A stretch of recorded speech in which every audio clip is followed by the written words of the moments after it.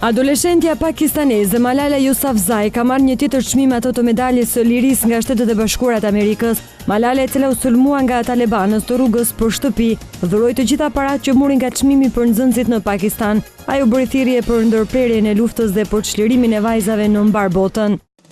Duket se është gjetur dhe zgjedhja për kurimin e virusit të ebolës. Infermiera spanjolle e cila ishte prekur me virusin ebola ka shpëtuar nga ky virus. Teresa Romero është testuar 2 herë radhëzi nëse ka virusin ebola dhe testi ishte negativ. Ajo është trajtuar me antitrupa nga të mbijetuarit e ebolës. Serumi ende nuk është publikuar nga qeveria dhe mjekët spanjoll, ndërkohë që brenda pak javësh do të transferohet në Liberi.